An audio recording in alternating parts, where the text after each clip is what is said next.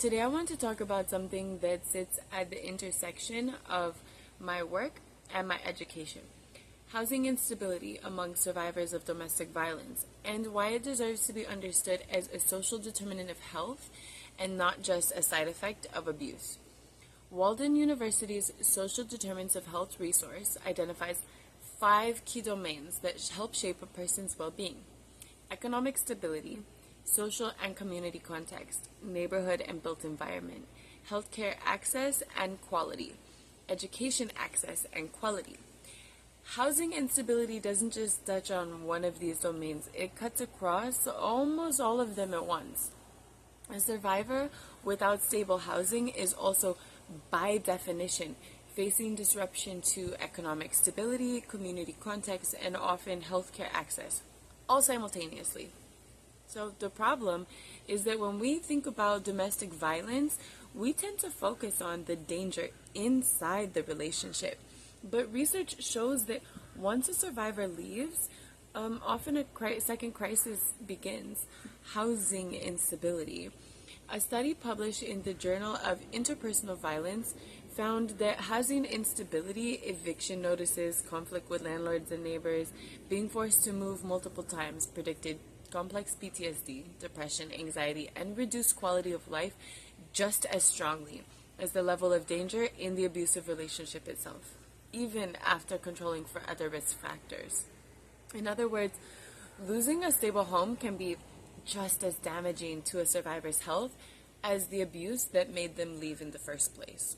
So why does this matter? Equity.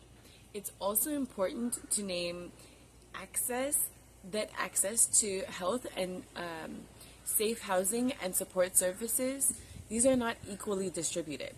The American Psychological Association's 2021 apology acknowledged the field's own history of promoting and failing to challenge racial discrimination and hierarchy in psychological practice and research. That reckoning matters here because survivors of color and other historically underserved communities often face compounded barriers, not just to escaping the abuse, but to being believed, to being housed, to being supported once they do. And any effective response to this issue has to be built with history in mind, not around it. So what can my discipline do? Well, my own path sits at the intersection of several disciplines this course has introduced. Like management and business, my work requires coordinating people, teams, and community resources and partnerships. Like social work, it means engaging directly with root causes of housing instability and health disparity. And like health education and promotion, it means helping people navigate systems that weren't built with them in mind.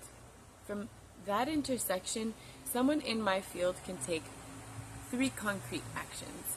First, build direct partnerships between domestic violence agencies and housing providers, so survivors aren't navigating 2 overwhelming systems alone. Second, advocate for models like Domestic Violence Housing First, which prioritizes getting survivors in stable housing quickly, rather than requiring them to prove stability first. Shown to improve survivors' safety, housing stability, and mental health over time. Third, build the kind of social support networks that positive psychology identifies as genuine protective factor. Research shows that survivors with stronger social support experience less abuse, less housing instability, and lower psychological distress, even under stress. So, housing isn't just a roof over somebody's head. For survivors of domestic violence, it often is the determining factor in whether healing is even possible. My work is about building interdisciplinary, community-rooted support that treats housing as core to health and treats equity, not just access, as the goal. It often